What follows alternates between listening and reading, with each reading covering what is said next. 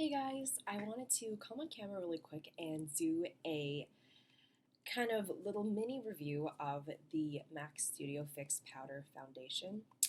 I'm not going to do a demo on my face. I'm going to do an kind of get ready with me tutorial using the foundation. So if you want, I can do that and you can see how it applies on my skin.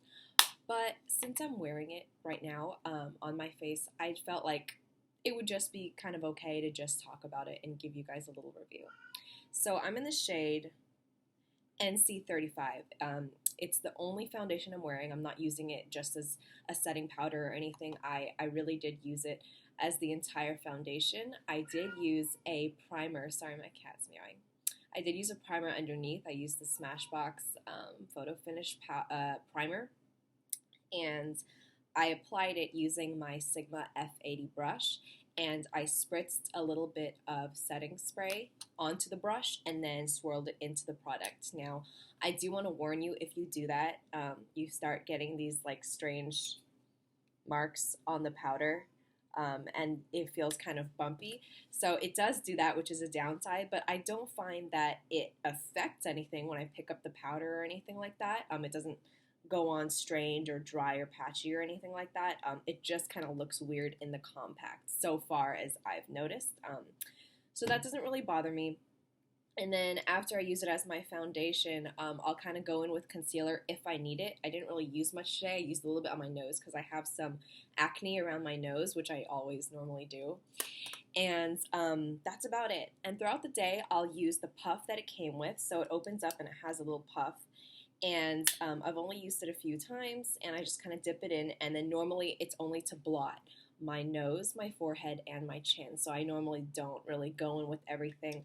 But if I needed to, like if it was breaking up or if I saw something was coming off, I would be able to patch it up, but I've never had to do that, which is really great. And this is actually the first powder foundation I've tried, and I really liked it. I was always really confused with powder foundations for some reason because I had only used liquids. Up until the point that I have tried this one, I've only used liquid foundations. And I always just thought that how can you use a powder as a foundation? It's not going to give enough coverage. It's just going to be strange. So I never really personally tried it until this one, and I really, really am pleasantly surprised by this foundation. So I'm going to read a little bit about the claims, and I'm going to talk about how it matches up to the claims on my skin.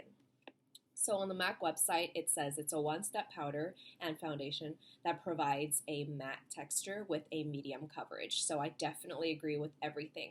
It does give a very matte finish. It does give a medium coverage if you wanted more, like a full coverage. Like today, I have more of a full coverage.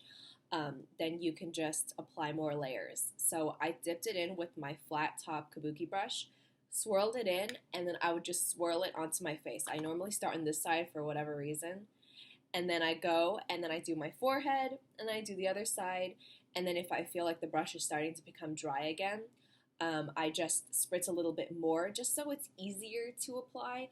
You don't have to spritz it with water or setting spray or anything like that. You can just dip your brush or even just use this puff and just dip it right into the compact. But I read online someone did that and it really helped with the application, so I decided to give it a go, and that's how I've been using it every single day. And since I've picked up this foundation, I haven't picked up any other foundation. I used the Estee Lauder one before that one, and I tried the L'Oreal Pro Matte Infallible Foundation. Both of those foundations are great. They're very good. The L'Oreal, I feel like, is kind of a dupe for the Estee Lauder Double Wear Foundation just on my skin. I don't know if anyone else feels that way, but it's a very good foundation if you're looking for a nice drugstore matte, medium to full coverage foundation that deals with oil control. It's very good. But since I've been using this one, I haven't gone back to any of the other ones. I haven't felt like I needed it. And honestly, I feel like this gives more full coverage or more coverage, I should say, in one application. So say I go in with the L'Oreal Pro Matte, one layer. I can still see redness poking in around my nose area. If I do one layer with this one, it's like the L'Oreal Pro Matte layer and a half, kind of, if that makes any sense. So this one just kind of gives me more coverage, and I find that it lasts all day on me. It lasts until I take it off, pretty much. The only thing that I might see is it kind of breaks up around my nose, but I think it's because I put so many layers on my nose to cover up the redness, and then sometimes I go in with concealer, so I'm really packing it on at that point. If you have really good skin and you don't have redness or acne to cover up, then that's not going to be a problem, but that's the only one little downside, and even then, I don't really even notice that that much unless I'm really putting on the layers and I'm not thinking and I'm just blending and buffing it into my skin and not even aware of how many layers I'm putting on. But yeah, so sometimes I will do that and go over my nose. I just usually do one layer or one and a half, and then I'll go in more on my nose, and that's when I kind of see that. But other than that, I don't find anything else. I mean, the oil control is very good throughout the day. I do find that sometimes I have to blot, but it's summer and it's really, really hot. So if I'm not outside, I'm just indoors, or I'm outside for a little bit and going kind of in and out. I don't find that I do need to blot, and sometimes I do it just kind of because. But when it does kind of start to look a little bit oily, I don't find that it looks like greasy oily. It looks more dewy oily.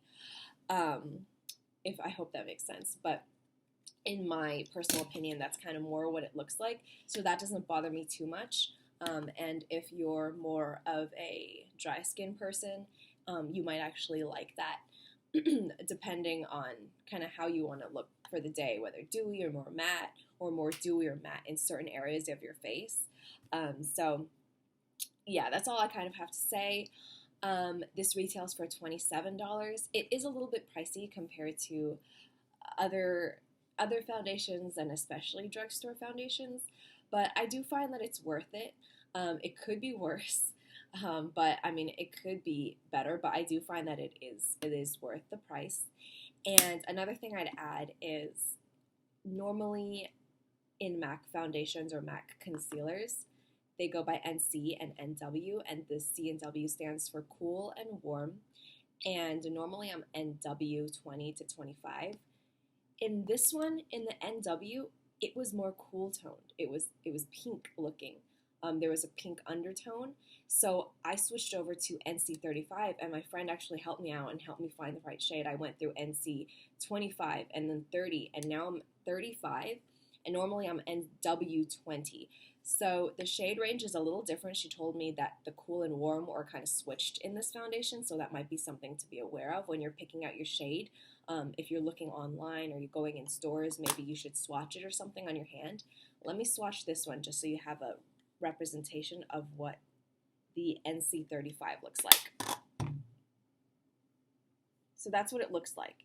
It looks yellow toned. The other one was very pink toned, which was kind of strange, but something I wanted to point out just in case you guys were looking into different shades or you found that your shade wasn't your shade, because I got really, really confused with that.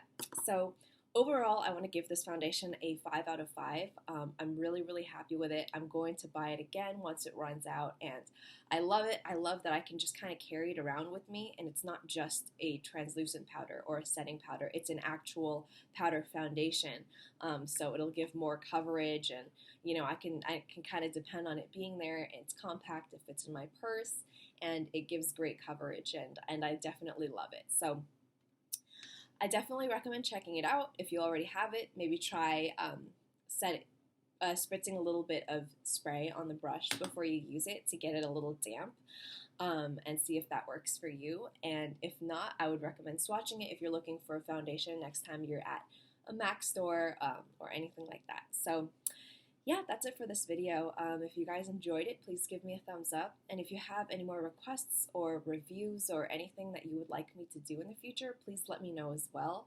And other than that, I'll see you guys later. Bye.